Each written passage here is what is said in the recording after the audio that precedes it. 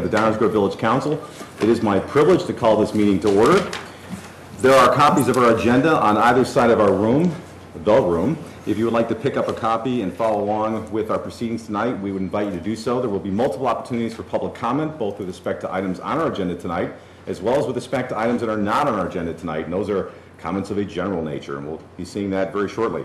It is our custom to begin our meetings by reciting the Pledge of Allegiance, and by looks of it, I think we have some very special guests here that I'm sure are going to help lead us in the Pledge of Allegiance. Yes, of course. So why don't you guys, we have a, what pack do we have here tonight? I got here late. 85.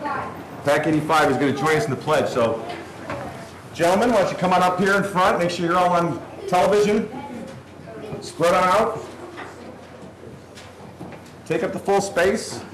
Everybody move down, scoot down a little bit. There you go. No running in Village Hall. Oh, shucks. The running all takes place outside of Village Hall. All right. Now you guys are all going to turn around. Everybody home to see you. Flags over here. And we're going to lead us with the pledge. Ready? I pledge allegiance to the flag of the United States of America and to the republic for which it stands, one nation, under God, indivisible, with liberty and justice for all. Nice job, guys. Thank you very much. Turn around and say hello to everybody at home. All right. Thank you very much, Pat. Okay. All right. Thank you. Orderly. You haven't been dismissed yet. All right, Scouts, I understand that there might be some questions from the group. But we only take questions when everything is absolutely quiet. Because Commissioner Durkin has to concentrate. All right, gentlemen, there's a podium behind you. Why don't you line up at the podium? Mr. Baker there will assist you in approaching the microphone, one at a time. And if you'd be so kind as to give us your name and the school that you attend. My name is Roy Welling. I go to Whittier and I'm in 3rd grade. Very good. Well, welcome tonight. Do you have a question for us? What's your favorite football team? What's my favorite football team? Well, yes. I'm a born and raised Illinois corn-fed boy from the prairie here, so there's only one team that I root for, and that's the Chicago Bears.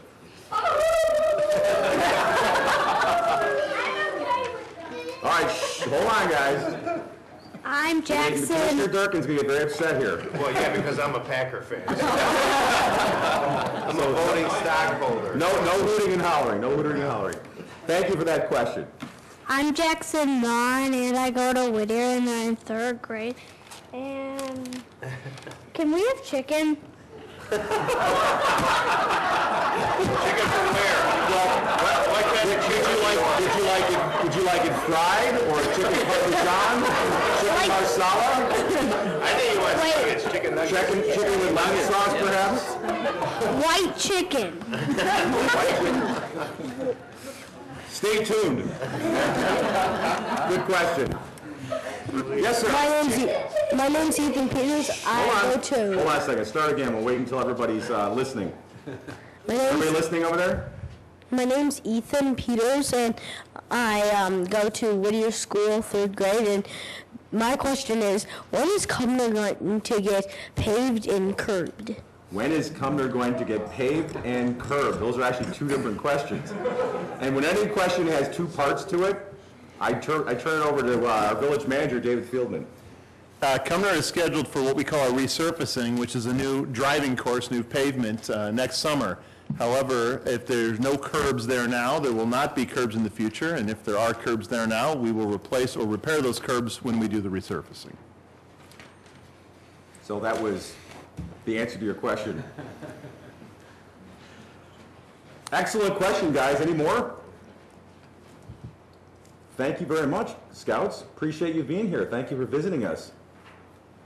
We're going to move on with our meeting. All right, terrific. Thank you very much for being here tonight. We'll give you guys a second to filter out. And now is the point in the meeting when I ask our fine village clerk to please call the roll. Commissioner Rankin? Here. Commissioner Barnett? Here. Commissioner Neustadt? Here. Commissioner Durkin? Here. Commissioner Waldeck? Here. Commissioner Schnell? Here. Mayor Tully? Here, thank you very much. It brings us to item 3 on our agenda, to approval of minutes of prior council meetings. We have one set of minutes tonight to review and approve, and those are minutes from our regular meeting of February 12, 2013. Are there any changes, corrections, or comments from any members of the council with respect to those minutes? Hearing none, do I have a motion to approve? So moved. Second. All in favor? Aye. Any opposed? None. Those minutes are approved. Terrific. Now, as if the questions from the scouts weren't enough, we're now at section 4 in our meeting tonight, public comments of a general nature. If any members of the audience have any questions or comments with respect to items not appearing on our agenda tonight, now would be the time to approach the podium. Protocol dictates that you give us your name and your address, and we look forward to hearing from you. Good evening, sir. Frank Falish, 820 Prairie, Downers Grove. You know, what is with the salting of the streets? This is really disgusting. Yesterday, there was no snow to talk about, and my street is nice and white from all the salt that's been placed there. Now, we've had 2 or 3 other occasions like that where the snow has been very light, and we're taking care of it by melting it with salt, which doesn't seem to make much sense. I don't know. I can see them salting at the intersections or at the traffic control stuff, but I can't see them just dumping salt all over the place. It's really, really crazy. Thank you. Well, thank you, Mr. Falish, and as always, our snow removal policy dictates a number of different things. I don't have it memorized off the top of my head, but I think Mr. Fieldman could address the salt issue. But the point is, it's not just done randomly at a whim. It's done pursuant to a policy, which does get adjusted from time to time, so we are always looking at it, because obviously salt costs money. We don't want to just throw it around for no good reason, but on the other hand, we do have to anticipate what could be a worse storm than what actually happens. And if we don't have the salt down, then there might be issues. It's a Well, you know, pursuant to a policy that is established and followed and then modified as necessary. when they predict 1 inch of snow, and they had less than that, really, it seems kind of ridiculous to put salt. Well, the day that I can accurately predict the weather will be the day that I retire. Well, all right, but you know, I just can't see putting salt down to melt a couple inches of snow. Not disagreeing with you. Obviously, there are times when you're going to see salt down and think, why is it there? And then there are going to be times when people are going to say there's snow there, why isn't there salt? But we do have a policy, and we try to follow it consistently, and it is something that is actually thought out. And we do make adjustments to it from time to time as circumstances or new approaches, methodologies, and technology develop. Okay. That's all I can tell you. I think you should look at the, Yes, we'll do, and we look at it continually. That much I know. I can tell you from the last 10 years that I think every winter we look at it. We do. But thank you for those comments. Other questions or comments of a general nature with respect to items not appearing on our agenda tonight? Hearing none, no brave souls. We'll move to item 5, public hearings. We have no public hearings tonight. That brings us to our consent agenda. We have 4 items on the consent agenda tonight, A, B, C, and D. Do I have a motion to approve the consent agenda as presented? So moved. Second. Any questions or comments from any members of the audience with respect to the items on the consent agenda? Any questions or comments from members of the village council with respect to those items? Roll call, please. Commissioner Schnell? Aye. Commissioner Durkin? Aye. Commissioner Rankin? Aye. Commissioner Barnett? Aye. Commissioner Newstead? Aye. Commissioner Waldeck? Aye. Mayor Tully? Aye. The consent agenda passes unanimously. It brings us to item 7, our active agenda. We have 1 item on the active agenda. Do I have a motion to adopt an ordinance establishing special service area number 5 in the village of Downers Grove, Atwood subdivision as presented? So moved. Second. Any questions or comments on this item from any members of the audience? Any questions or comments from any members of the village council on this item? No questions or comments. Roll call, please. Commissioner Schnell? Aye. Commissioner Durkin? Aye. Commissioner Rankin? Aye. Commissioner Barnett? Aye. Commissioner Newstead? Aye. Commissioner Waldeck? Aye. Mayor Tully? Aye. Thank you. That matter passes unanimously. It brings us to item 8, which is our first reading or our workshop portion of our agenda, when we entertain items for consideration only and for action potentially at a later point in time. We have 1 item for presentation tonight. Custom dictates that I turn it over for presentation to village staff, led by Manager Fieldman. Good evening. And thank you, Mayor. And it is actually a planning and zoning item tonight, so it will be introduced by our Community Development Director, Tom Dabereiner. Good evening, Mr. Dabereiner. Good evening, Mayor and Council.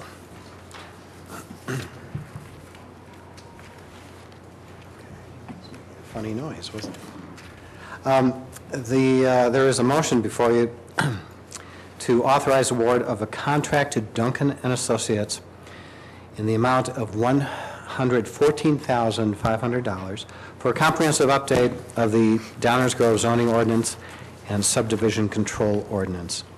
And we're looking for approval on the March 5th, 2013 active agenda.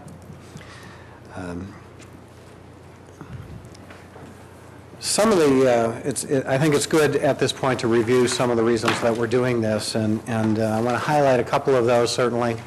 First of all, of course, this was part of the 2013 work plan that was approved by the council. But it's important to those of us in community development for a couple of reasons. First of all, the zoning ordinance, subdivision control ordinances, those are some of the primary implementation tools for the comprehensive plan, and they are also primary tools for site plan and development review, something that we spend a lot of time doing in community development.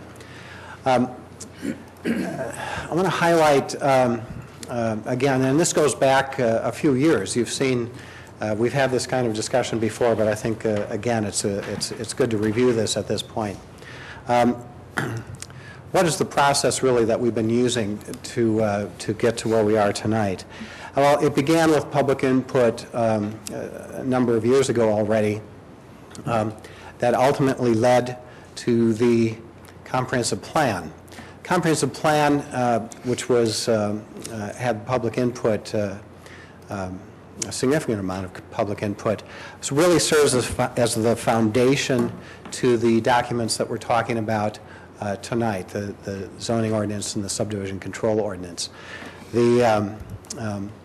Out of that foundation of public input and comprehensive plan comes these documents, these ordinances, which are our implementation tools, the implementation tools for the comprehensive plan, as noted earlier. So, again, why the update? Well, a few really good reasons, I think. We've got both of these ordinances currently date back almost half a century to 1965, since they were last comprehensively reviewed. And at that time, this community was really very different. It reflected a young, growing community, one that was really still in the throes of an exodus from Chicago, and had some green areas to develop with new development. That's not the case anymore. It does not. The current ordinances do not capture the characteristics of what really is now a built-out community, where redevelopment is the top issue that we're looking at in one form or another. So what we have are two ordinances that are truly out of sync with the comprehensive plan and out of sync with the year 2013. So why contract this out? There are generally several reasons when you want to contract something like this kind of work out. A lack of knowledge is one of them, a lack of internal knowledge. Not so much the case here. We've got some very talented planners on board. Some of us have worked on zoning ordinances in the past for other communities around the upper Midwest. More importantly in this case is just a sheer lack of staff and staff time. We've become very busy in the Community Development Department, thankfully. And really, if we did have that amount of staff available to work on a zoning ordinance, which is a time-consuming process, if we did have that kind of staff, you might be asking me, how come we've got that amount of staff sitting around? So this is a case where we really just don't have the time to do it. We took a crack at really kind of highlighting issues in advance of the consultant, and that will become helpful and save some time for the consultant, but we don't have the staff or the time. And the other really good reason is when you've got a pretty high-powered but temporary project, you don't want to bring on permanent staff for something like that. Instead, it's wise to bring on temporary help, and that's really what a consultant is. So really, those last couple items, lack of staff and time, and the fact that we're looking at a temporary project is why we wanted to contract this out. What's the timeline that we're talking about here? Well, we've got a couple things going on, obviously, with two ordinances, and they overlap. The zoning ordinance, we hope, begins in March of this year, and really is in a final form. We're hopeful by January of 2014, perhaps December, in a draft format that we can get to council at that time. And then the subdivision ordinance would start probably about late summer this year and conclude in about a year in April of 2014. Our recommendation is to approve a contract with Duncan and Associates. They would have assistance from Farr and Associates, Farr Associates. Duncan and Associates is a national firm, and they're highly respected, really dealing largely with, almost entirely with regulatory documents like a zoning ordinance, subdivision ordinance, other, unified development codes, things like that. Farr Associates is, they do have a Chicago office. Farr Associates is based in Chicago. They would be taking a look at some specialized areas and perhaps solutions in the community.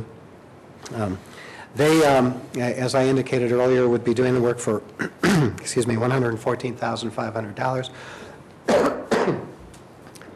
We have $85,000 budgeted for 2013. The remainder, $29,500, would have to be budgeted in 2014. This is a case where the Duncan bid was not the least amount. It certainly wasn't the most amount. It was somewhere in the middle. I think by far this firm, as well as along with Farr Associates, demonstrated the best understanding of the village's needs and the greatest respect, I think, for our process, the process that we've had, the process that we wish to pursue. And I should note that there was an interview process where we looked at really our top couple contenders. And when I say we, I mean Community Development Department as well as legal. This is a unanimous recommendation from those of us involved to you and is represented here. Be happy to try to answer any questions. And with that, I think I'll conclude. Thank you, Mr. Dave Reiner. We'll begin by taking any questions from the audience with respect to this proposed item. Any questions or comments from members of the audience?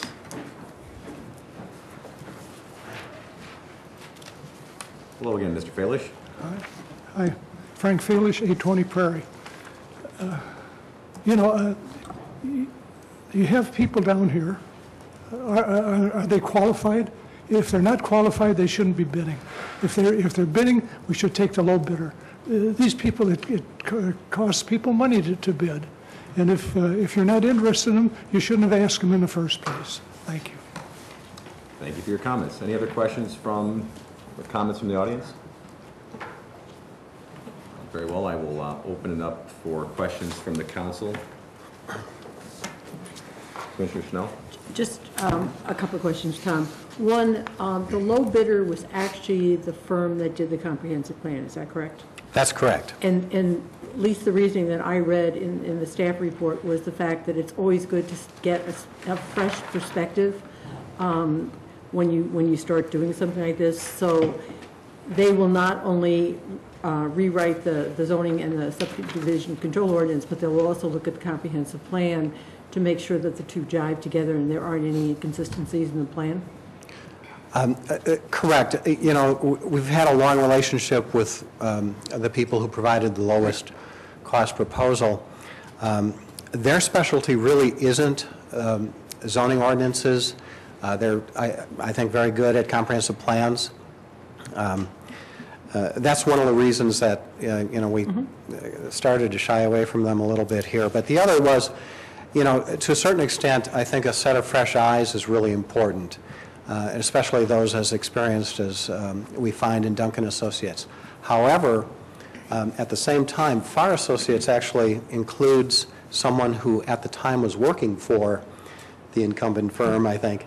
So we do have a little bit of continuity there, and I think she was really very instrumental in developing the plan that we have that was adopted. And then Farr and Associates is going to be working, not exclusively, but be working with the downtown and looking at that in a fresh way. Yes. To tweak the ordinances so that they reflect the more modern, I guess, if you want to call it that, zoning regulations for a contained downtown? Well, yes, there's something that we want to look at called form-based zoning. Excuse me, I've got Sorry. something that has been going around. Called form-based zoning, and whether or not we think ultimately it will work in our downtown, I don't know yet. But when it comes to this kind of concept, they're one of the nationally respected firms in looking at form-based zoning. In fact, they're working on a number of communities in the Chicago area as well, looking at things like transit-oriented development and downtowns and form-based, and all of these issues that we've kind of talked about and in fact come out of the comprehensive plan as a recommendation. So it's something that in fact deserves some attention. We'll see whether we all think collectively in the end, whether we all think that it's a good fit for Downers Grove. And when they look at the downtown specifically, they are going to look at the regulations and whether or not they fit into I guess modern is not the right term, but into a zoning ordinance that reflects the comprehensive plan and the way we want our downtown to function. Years ago, when we worked on some rewrites of the zoning ordinance, there were all sorts of questions about the downtown and overlay districts and some of the problems associated with it, and they never did get fixed because we were going to rewrite the zoning ordinance, which we are now eventually doing. So I guess from my perspective, what I'm trying to do is to make sure that some of those concerns from 10 years ago or longer are looked at too, because there obviously are some older things in the ordinance, specifically about the downtown. There are some older things about the downtown that do not reflect, I guess, modern practices. And so they're going to be looking at all of those. Yes. And then come up with a set of ordinances that fit what we want to do down there? Is that Yes, absolutely. And we've done a number of things kind of piecemeal and put together, I think, a good framework that can now be used by FAR as well as Duncan Associates to look at the downtown and other areas for that matter in the community. We did the pattern book a few years ago, and that's actually a really great start towards looking at a form-based code or some of the newer tools that are available and are in fact successful in downtowns across the country. Okay, thanks. Commissioner Newstead. Thank you, Mayor. I just going to go back to the page here. On page 18 of the proposal, it looks like, or page 18 of the information, they have 18 face-to-face meetings with village staff, boards, and commissions, which are all going to, not all of them, but a majority of them are going to have public comment and public input. This is one of those opportunities for us to, once again, ask our residents what they think about our zoning ordinance and what they'd like to see, changes, modifications, or what things have affected them in their lives up until this point. This is the time where we can make that change with the help from this consultant. So I'm looking forward to that, and I'm sure we will be using all of our communication outlets to get the word out that we'll be having these meetings, and maybe Duncan or FAR has some kind of new, unique presentation style or reach out form that we can look at to get more input out using surveys. I think Mayor Tully's an advocate of those. I think we all enjoy surveys every now and again. We haven't had one in a while, but maybe a specific survey, not very glamorous, but a zoning survey nonetheless might be something to consider. So that's all I have, Mayor. Thank you. Thank you, Commissioner. Commissioner Rankin? In my real life, I've had the opportunity to look through this, and it's very confusing and it's not very user-friendly, our zoning ordinance. So I'm looking forward to this. I think it'll be easier for people to interpret. But my question that I'm sorry I didn't ask in advance is, will there be a capability to search when it's revised and if it's online? Can you search for a certain topic? Because right now it's kind of, I mean, you look through the key in the beginning and then One of our goals here was to modernize not just the text of this document that people use, but really to make it more user-friendly from beginning to end, as well as its accessibility online. So lots of graphics. I mean, words are great, but graphics sometimes can summarize the entire page in a picture. But also the ability to search online, online and to find your answers. Yeah, and to make sure that, right now, sometimes it's a little difficult to follow from one part of the ordinance to another part and make sure that you're reading the same thing and is it really referenced correctly. All of that gets cleaned up in this process. Great, well, and I appreciated too, looking at their examples, just the format and the way it appears is just so much easier to understand and read, and so it looks like it's going to be a great project. Thanks. Thank you, Commissioner. Commissioner Wallach? Thank you, Mayor. Yeah, when I first saw this on the agenda, 114,000 for for another consultant, I was ready to balk. And I looked at the e-sheets and I didn't find them terribly convincing, but then staff has answered the questions pretty thoroughly, and I appreciate that. And tonight you answered one of the questions in much more detail, was why don't we do this in-house, and I think you explained that quite well. Although I do believe in your expertise and knowledge and the team, sometimes you just need time to do the work. So I know you have a lot on the plate, so I can understand that part of it. Also, going to a consultant, I think this one seems to have a lot of expertise. And normally with consultants, I dislike cookie cutter type situations. However, we're talking ordinances that kind of have to go from one municipality to another. They have to match state law, all that good stuff. So sometimes cookie cutter isn't too bad. And then modernizing, I think council has done a great job in balancing the last several years, the comprehensive plan when it came on board, but our zoning. I think we've done a good job in deterring things that we wanted to deter and approving things that needed approval. But I don't know, somehow getting rid of, I appreciate the examples, I was waiting for that, getting rid of blacksmith shops unless we're going to start having stables in town. You know, that type of thing in the green. We need them to build the chicken coops. I avoided that. But I did ask the farming question because that was one of the things we do well. We could go back to farming or we can go urban, you know, either way with the current laws. But no, I appreciate the, and I do see the need for the updates. So as of right now, I look upon this as a favorable move. And like I say, staff put in a lot of time in a short period of time to answer my questions, and I do appreciate that. So good luck with it. Thank you, Commissioner. Commissioner Barnett? Thanks, Mayor. I want to kind of tag on to what Commissioner Rankin said there, or at least the trail she was headed down. I've had the same experience with our ordinance. It's tough. And so one of the things that we're hopefully going to end up with here is ordinances over time tend to do this, right? They get adjusted and adjusted and adjusted, and pretty soon they're you know, quilt patchwork kind of ordinances. And so we're going to clean that up. But one of the things that I really hope comes out of this is we have a better sort of consistency that allows for a couple of things. It allows for consistency of application, certainly, but it also allows for us to achieve more consistent expectations on the front end about what things can and can't happen, where they can and can't happen, because we've certainly struggled with that, at least in the short time that I'm up here.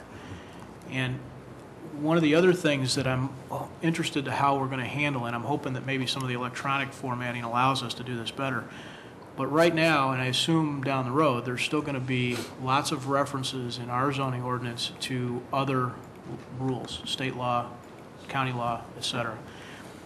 Somehow making those readily available to the reader. So the picture in my head is, you know, 2 years from now, a developer or a resident goes looking for information, and if we're referencing some other code or some other regulation, that is somehow readily accessible from there. In other words, they don't have to take that, write it down, go back out and do some Google search and hope they've got the right document. Hyperlink. Well, sure, yeah. I mean, we've talked a little bit about that with some budget-related stuff. I really hope that we're somehow able to embed that in part of the process. Yeah, and that obviously is much easier to do electronically than it is with a paper version. Sure. And the only trick is making sure that those links stay current. And so that's something that we'll need to be testing occasionally. But back to the beginning of your comments, you know, staff feels the same way about the current zoning ordinance. We need to get that thing, fixed, more user-friendly for staff and planners who are used to looking at these kinds of documents. I've been doing it for a long time. I can't imagine somebody new trying to familiarize themselves and find their way through it. They call us, thankfully, most of the time, and we can try to help and explain, but wouldn't it be nice for everybody if anybody could look at it and say, I think I've got a pretty good idea of what's allowed and what's not allowed and what shape it needs to be.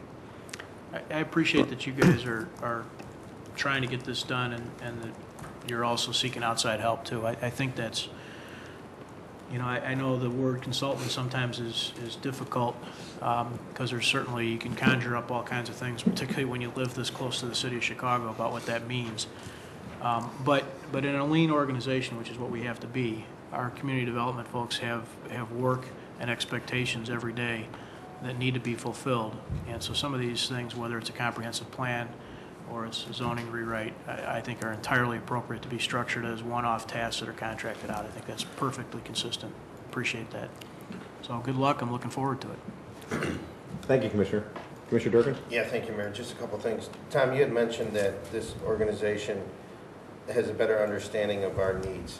Can you be more descriptive on what you mean by that statement? Because as I look through their website and as I look through the proposal that they presented, it appears to me they have very little experience in the Chicago metro market except for a handful that they listed up here. And the closest one to us is Oak Park, Berwyn.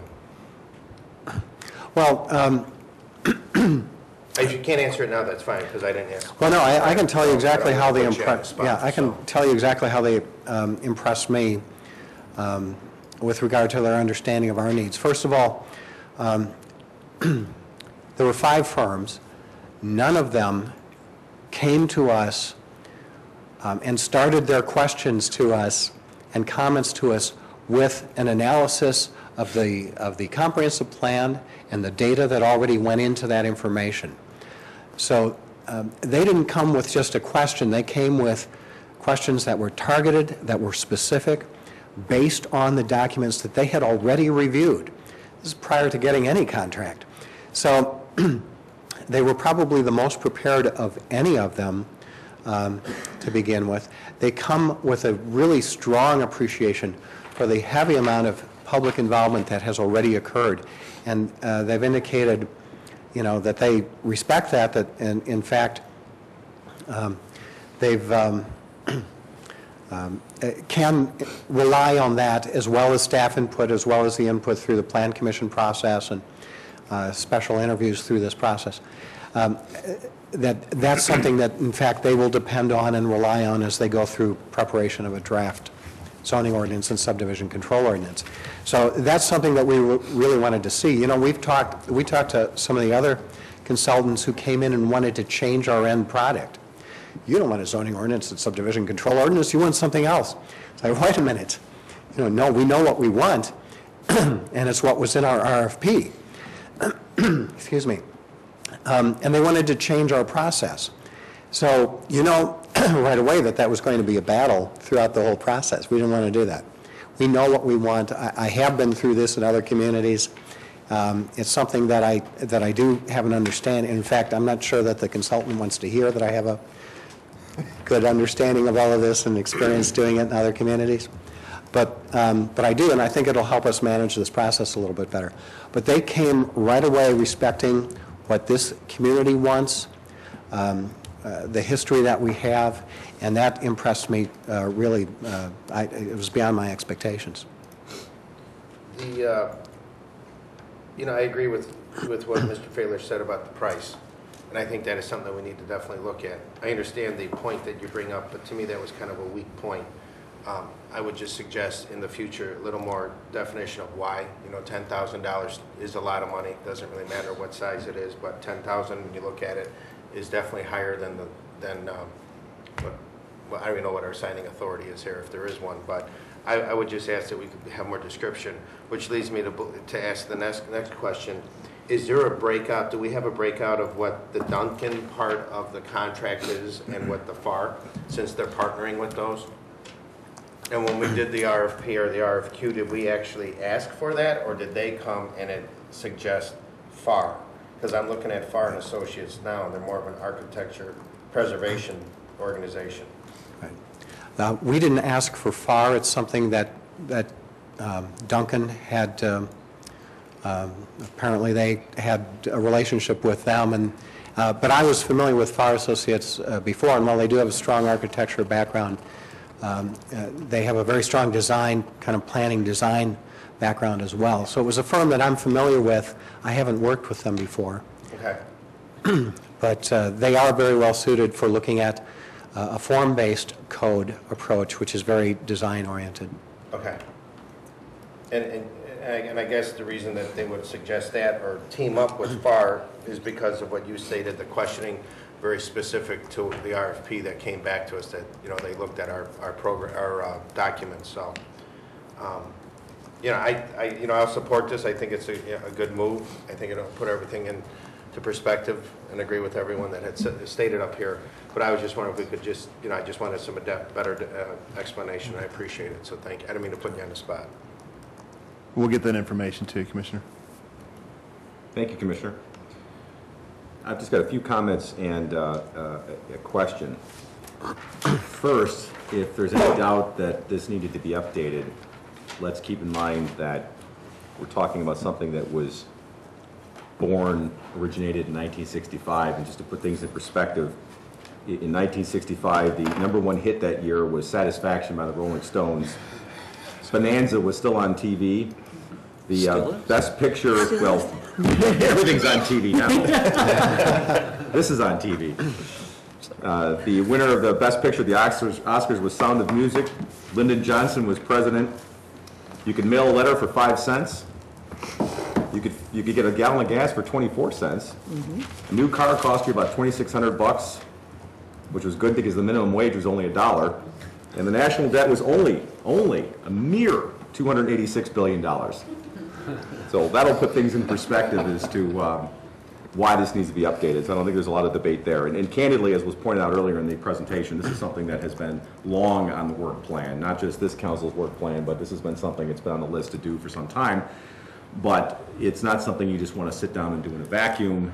It was very wise and appropriate to do it after the comprehensive plan and after all the effort that went into the comprehensive plan, including the tremendous amount of public input and information gathering, because you know, a comprehensive plan sort of gives you a picture of where you want to be, but the zoning ordinance is the tool that by which you get there, and the rules of the road, if you will, that allow you to drive that car from point A to point B, going back to the 24 cents worth of gas comment.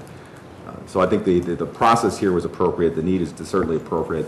And it's a fair question to ask about whether we should hire a consultant for this. But if there was ever an example of where I think a consultant was appropriate, this is it. Because it's not really a consultant, to go back to Commissioner Barnett's word. That word tends to have some connotations to it. What we're really doing is we're engaging focused, intense expertise on a project that is extremely important and has many different dimensions of land use, planning, legal defensibility, and while our staff here is tremendously talented and capable, they'd basically be doing nothing else but this for a good chunk of time, to the expense of everything else that they're doing the rest of the time. Being able to do this in a focused and intense way, I think, is definitely the way to go, and so that certainly makes sense. In terms of the lowest responsible bidder or lowest qualified bidder, they're all qualified. I don't think that's the issue. But we do look at price versus the level of qualifications and what expertise is being brought to the table, which leads me to and so I understand why when you're looking between multiple options, you start to get into some both tangible and intangible factors in choosing who you're going to go with, and if there's not a monumental chasm between one or the other, you want to go with the one who you feel, based on your due diligence, is going to bring you a superior ultimate outcome. And that doesn't mean that everyone isn't qualified. Of course they are. The question I had then has to do with sort of picking up on Commissioner Durkin's question about the association, because almost everybody associated with someone else. We had law firms associating with planners, planners associating with law firms, and that's because there are multiple different expertises that are being brought to the table here as needs be with respect to this type of project. And I understand that Duncan and Associates is associating with Farr and Associates, but what I was looking for and found was where is the legal expertise coming from? Because planning, with all due respect, is great, but if it doesn't hold up in court, it doesn't do you a lot of good. And I was pleased to see that Eric Damian Kelly is part of the project, part of the team, and brings substantial land use law expertise to the table, and that's kind of what I was looking at. I actually wouldn't mind hearing more about that from either Duncan or Farr at some point in time. I don't need to hear it tonight, but I read what was in the presentation materials, and that's what I was looking for, because obviously some of the other options we have here are well-known names locally in terms of their legal acumen, but Mr. Kelly certainly brings a lot to the table, having authored the treatises and other materials that he has. So that was important to me. If I can just comment on that, because I really want to get in on that one. I've been in this profession for more than 30 years. Eric Damian Kelly is somebody that I think every planner respected as the go-to attorney on land use matters, probably for the first 20 years of my career. Very well known across the board, highly respected, and it's not to say that he's been inactive the last 10 years. It's just, there are more and more of those land use attorneys out there now staking some claim. So he has to share the limelight somewhat. But he was, and really still is for many planners, the go-to attorney on land use matters for decades, for a couple decades. And thank you for that elaboration, because that came as an example of why you might go with one proposal as opposed to another. If that type of expertise is being brought to the table, it very well may be and probably is worth the investment. And again, not to comment on that, but I just want to make sure that was something that was important to me that I was looking at. And I saw components of that in each proposal and wanted to highlight that aspect of the one that we're considering potentially adopting here. The last thing I'll just mention is just pick up on Commissioner Barnett and Commissioner Rankin's comment about ultimately, we're talking about two things. We're talking about the content, which is very important, but then we're also talking about its form and functionality. And yes, I assume that when we're actually done and we have the content, that we will want to have it as interactive and user-friendly as possible, and certainly we'll be looking forward to recommendations on how to do that. Since we're creating this brand new, it certainly ought to look 2014, not 1965, when it comes to the technology aspects. And certainly we're a technology-forward community in that respect. And so I'm sure that we'll see the ability to do fly-arounds in our zoning code in the future. I'm looking forward to that very much. But thank you for the due diligence that was done on this. This is obviously a big, big bucket list item for the community. And I'm glad to see it going forward and looking forward to seeing more about it as things proceed. Good luck. Thank you. That ends our first reading tonight, Mayor. Thank you. Thank you. That brings us to item 9, which is the mayor's report. I have no report tonight, so I will go to the manager's report. Item 10. We have two items tonight under the manager's report, Mayor. The first is our second monthly stormwater utility update and report, and our communications director, Doug Kozlowski, will provide tonight's report. Doug. Good evening, Mr. Kozlowski, a.k.a. the voice of Downers Grove. Good evening, Mayor and Council. It is a pleasure to be here with you tonight and provide you with an update on the implementation of the stormwater utility. And we'll just be just a second here while we get our visuals fired up. Yes, that is correct. Thanks, Mike. We are now in the second month of the utility, and just as a reminder, I would like to point out that the stormwater utility was launched on time. Our engagement was successful with the community. The initial financial numbers are in line with the budget and expectations, and we do plan on providing monthly updates going forward. The stormwater utility was approved in August of 2012 and implemented in January of 2013. It was, of course, preceded by an extensive outreach campaign which utilized a combination of social and traditional media and created well over 250,000 messaging opportunities related to the stormwater utility. Now, one of the most important benefits of the fee-based system that we have is that now all properties are sharing in the cost of the system. And the monthly fees provide a predictable funding source to operate and maintain that system. And so the major elements of the stormwater utility program are working. The amount billed as well as the number of credits and incentives issued are in line with the budget and expectations. So just to give you an update of where we stand, the south side bills were sent in early January and payments are coming in. North side bills have also been sent out and the payments are due starting February 21st. So to date, we have 85% of the amount billed to the south side in January has been paid. This rate of bill payment is similar to other billing processes that the village operates. For example, at this same time last year, 88% of the amount billed for water service alone had been paid. So the amount of payment is tracking nicely with our other processes and expectations. We've also had 66 incentives granted in the amount of $4,800. And as we reported last month, we have credits that have been issued to Grade School District 58, the Downers Grove Park District, and the Downers Grove Sanitary District. All of those are in line with the budget and expectations as well. There has been one appeal that was heard by the Stormwater Floodplain and Oversight Committee, and that appeal was denied. So in summary, again, I would just like to reiterate that we did launch on time, our engagement was successful, the initial financial numbers are in line with the budget, and we look forward to providing you with additional updates in the coming months as to the progress of the utility. Thank you for listening. Goodbye. We're happy to answer any There we questions go. the council may have. Thank you, Mr. Kozlowski. Any questions or comments from members of the Village Council with respect to the status of the implementation of the stormwater utility? Thank you for the report. We're still in the early phases of implementation, and glad to hear things are going well, and we are learning things as we go along. The next item on tonight's manager's report is a presentation by Allison Deitch regarding our new green business program. Allison.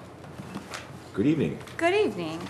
I'm here tonight to introduce the village's Green Business Program. It's a program intended to recognize those businesses that have shown a commitment to environmental sustainability, and as well as to encourage other businesses to take steps towards becoming more green. This program is a product of the village's Environmental Concerns Commission. The members combine their expertise and interest in the field of sustainability to create the program, design the application process, and suggest appropriate recognition. And I should mention that this is open to businesses as well as community groups with offices, not-for-profits, churches, and schools. To qualify to be a green business, the business must meet the minimum requirement of having recycling service. In addition, they have to show efforts towards sustainability in at least 4 of the 6 categories shown here. Other than recycling, there's no specific requirements for qualifying. The goal is to let businesses and other organizations determine what makes their business green, tell us what green means for their industry. And moreover, we hope that this will help us learn more about the innovative practices of the businesses in Downers Grove.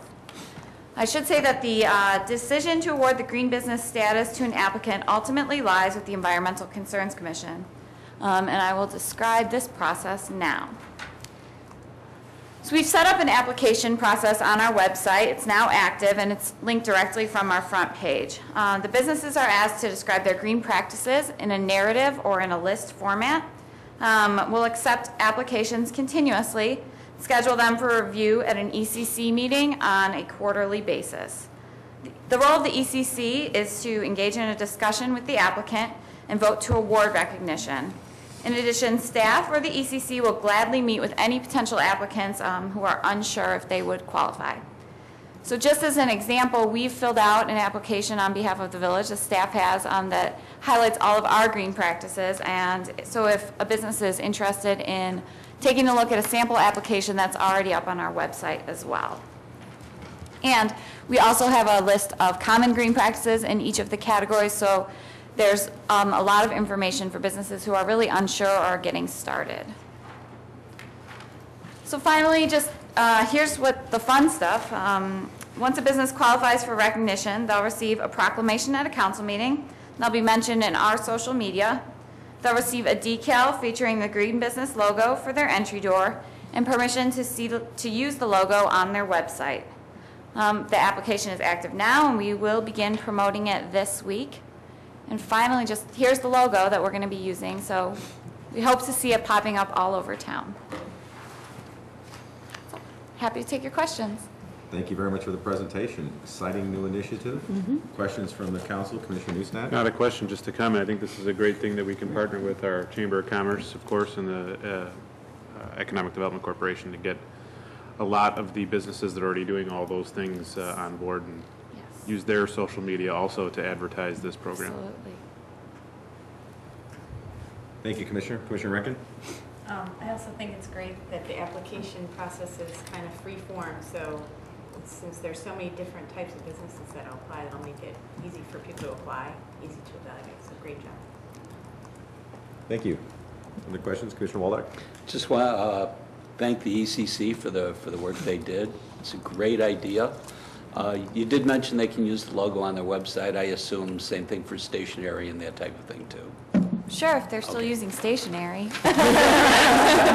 Emails. It just doesn't arrive on Saturday.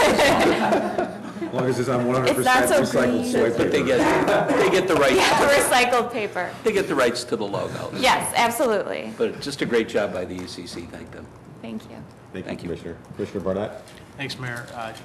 Just echo my colleagues, but also highlight, this is exactly the type of thing that I think the village can do more of, which is really taking our board and commission expertise, giving them some direction, and letting them essentially leverage the brand of the village to help our residents and businesses network and communicate, share information, share ideas. Some of us have touched on similar concepts in the past, and I think this is a fantastic one. It essentially becomes an all-volunteer activity to spread the word about best practices. But by putting that logo up and by having the recognition program, it leverages the brand of the village, which is fantastic. So, good work. I'm excited about it as well.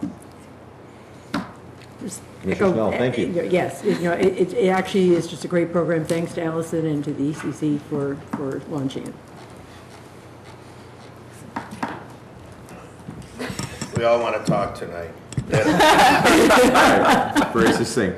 I have nothing further to add. Good luck with it. We appreciate the efforts that went into launching this.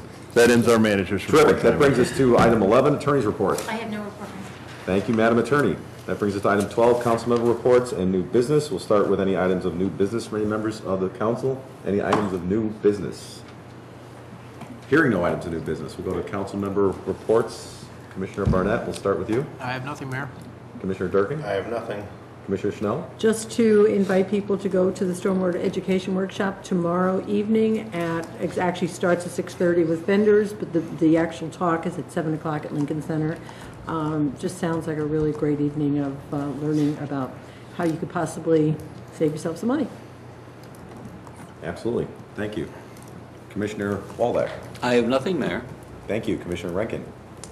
I have a little something. I don't know how many people were watching last week, but there was a resident, his name was Mr. Fieri, I believe, and he came and talked to us about train safety at the Washington Crossing.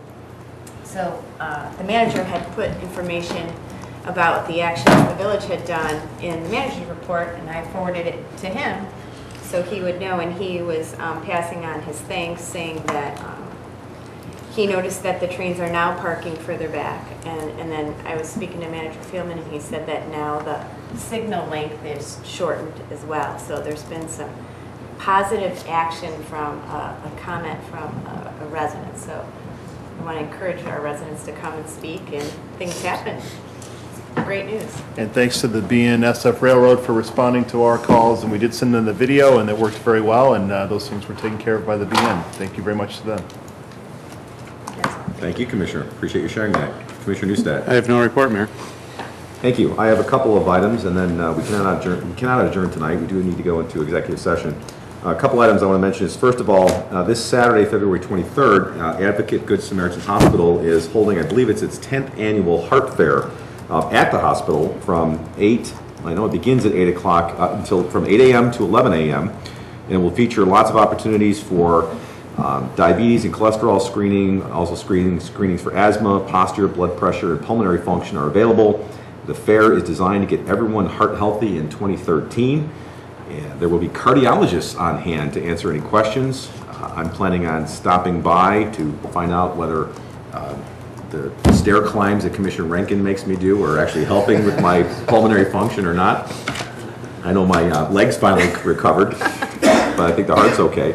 But they will be located at, again, the Advocate Good Samaritan Hospital at 3815 Highland Avenue, Downers Grove, at the lower level atrium from 8 a.m. until 11 a.m. For more information, you can call 1-800-3-ADVOCATE. And let's keep healthy in 2013.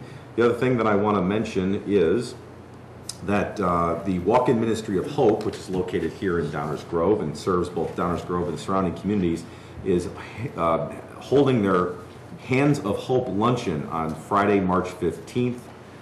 There is a basket raffle that begins at 11:30 a.m., a luncheon at noon, and then a program that's at 1 o'clock.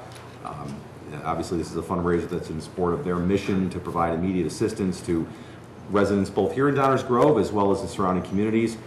The information is available at the website, www.wimoh.org, or Walk-In Ministry of Hope. And I have to say this, but it's actually being held in an adjacent town over at Carriage Greens Country Club, but it is a Downers Grove-based not-for-profit that has been here for over 10 years, and so anyone who's interested can reach out and get more information. That's all I have tonight, other than to point out that I just want to congratulate the District 58 Education Foundation on an extremely successful fundraiser on Sunday evening.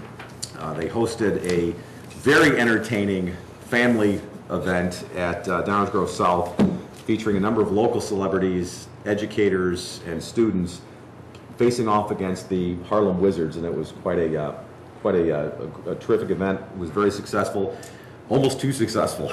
So it was a lot of fun, and it was great to see all those people from the community. Although I gotta say, and I know Commissioner Newstead and Commissioner Barnett were there, I got a little bit nervous when I saw all those kids on the court, because I've never seen that many kids that young in one place without creating mass havoc, and it was well controlled.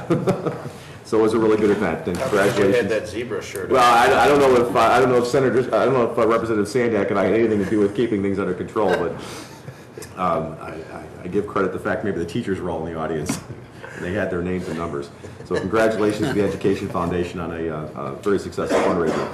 As mentioned, we cannot adjourn. We have to adjourn into closed session. So may I have a motion to move into closed session to consider personnel issues, please? Mayor Tully, I move to convene into closed session pursuant to Section 2C1 of the Illinois Open Meetings Act to consider the appointment, employment, compensation, discipline, performance, or dismissal of a specific employee of the village. So moved. Second. Or second, I'm sorry. That's fine. Any questions or comments? Roll call, please. Commissioner Schnell? Aye. Commissioner Durkin? Aye. Commissioner Rankin? Aye. Commissioner Barnett? Aye. Commissioner Newstead? Aye. Commissioner Waldeck? Aye. Mayor Tully? Aye. Thank you very much. We are adjourned into closed session. Thank you and good night.